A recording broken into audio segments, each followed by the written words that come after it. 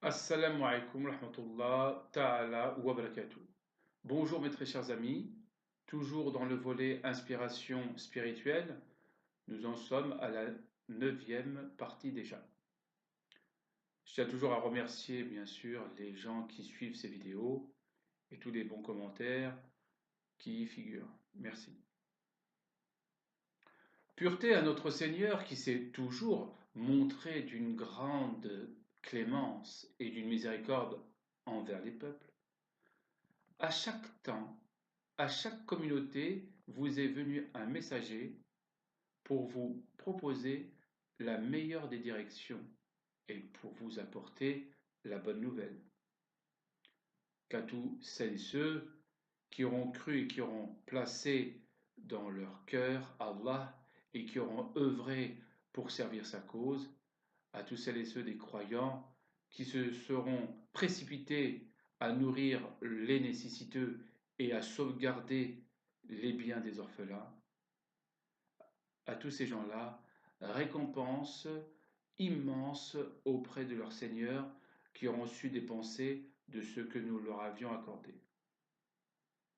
Pureté et gloire à Allah qui comble de ses faveurs afin que nantis nous partageons de ce qui nous a été donné.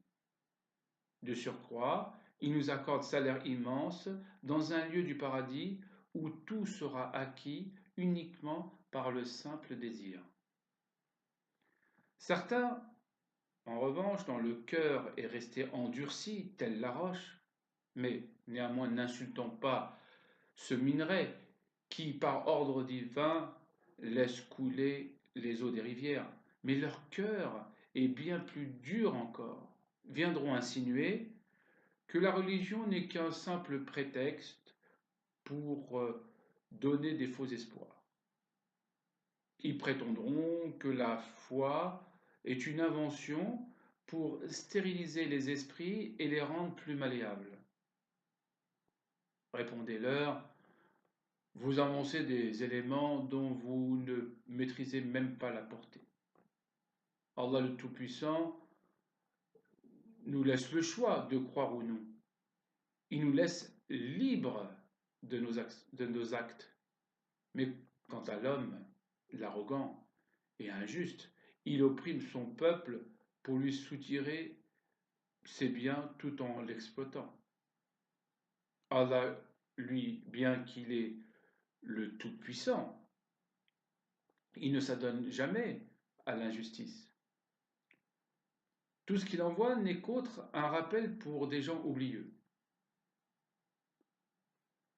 Deux cas de figure auraient pu s'offrir à notre Créateur, celui de nous faire tous soumis et nous guider vers sa vérité, ou bien nous faire tous persister dans les ténèbres de l'égarement. Lui qui détient toute la puissance et l'omniscience n'est pas telle sa créature qui, elle, investie d'un règne, opprime injustement son propre peuple. Ne dites rien en ce que vous n'avez rien compris. Tu auras beau leur démontrer et tenter de les mener vers la vérité, qu'ils ne croiront pas. Car n'oublie pas, seul à qui requiert la guidance, c'est Allah. Mais cela ne doit absolument pas t'empêcher de continuer à prêcher la bonne parole et à inciter les gens à faire le bien. Ah, s'ils savaient qu'il est bon de découvrir tous les délices décuplés au paradis, où tout est paix.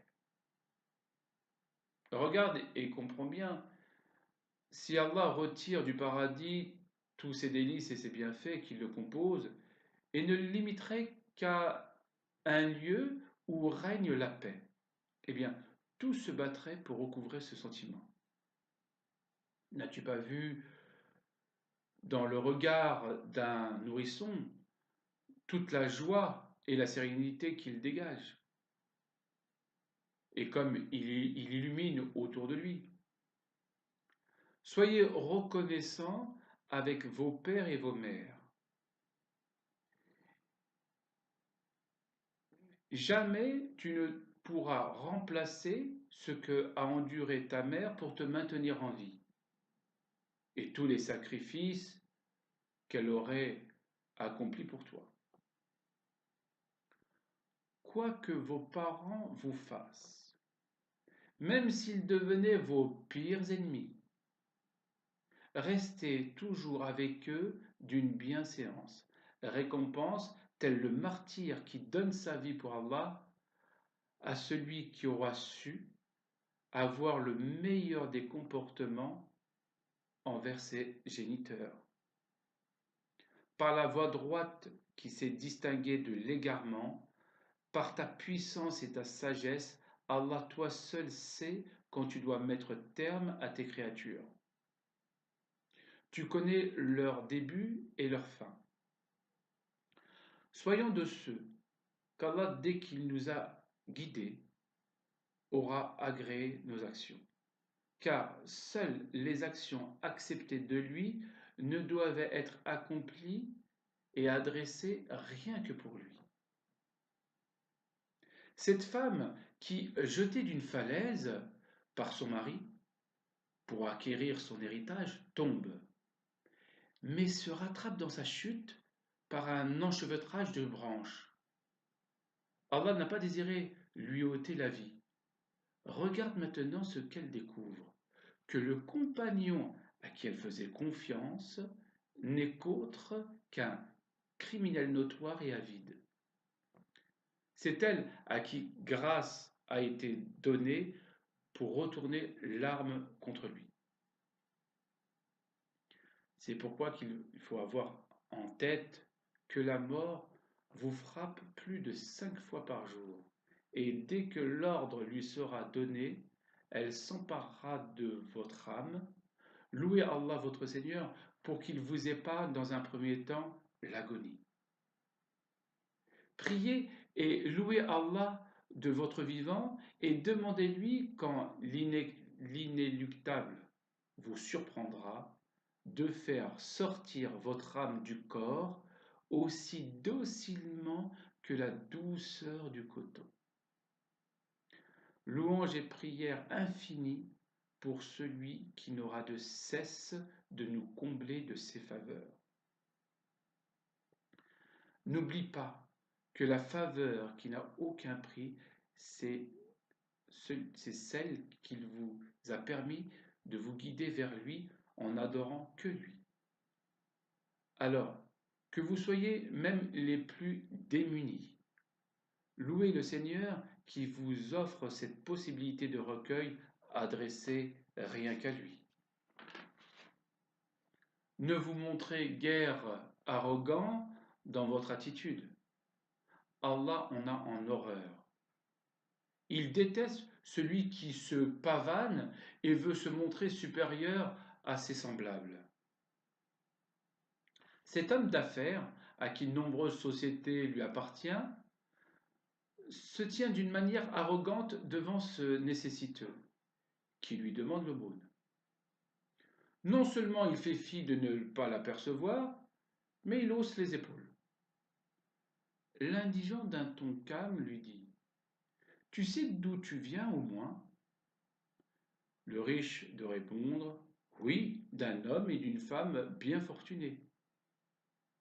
Le nécessiteux insista: Tu sais d'où tu viens?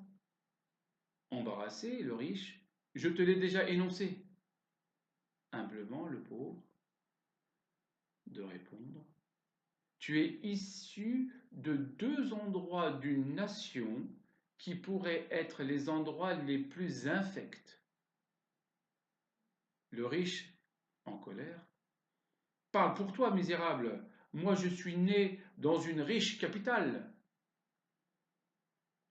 Et le pauvre de répondre: Oh non, l'image que je t'ai fait allusion, la nation, c'est ta mère. Les deux endroits, ce sont les deux organes où coulent les déchets. Le jour où tu t'enfleras d'orgueil, te croyant bien plus meilleur que les autres, n'oublie pas d'où tu viens. Peut-être cesseras-tu d'agir de la sorte, auquel cas crains ton Seigneur qu'il pourrait t'ensevelir sur le champ. Rien n'est plus aisé pour lui quand il veut mettre fin à la vie d'une créature.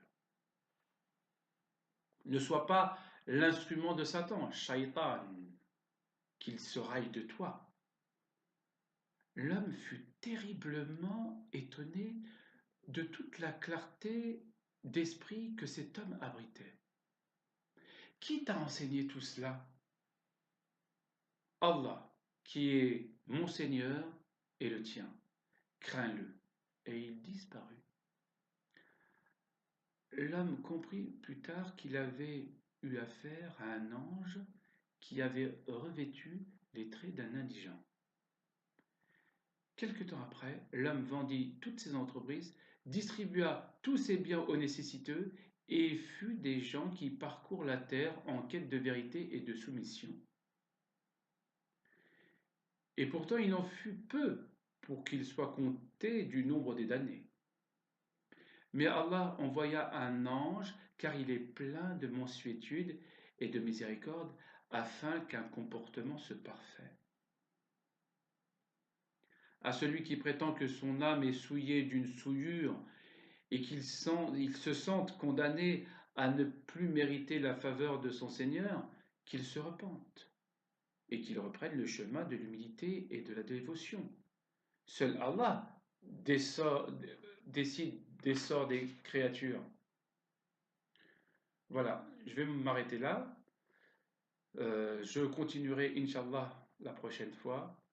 Je vous souhaite une excellente journée et merci pour toute l'attention que vous me portez. Merci.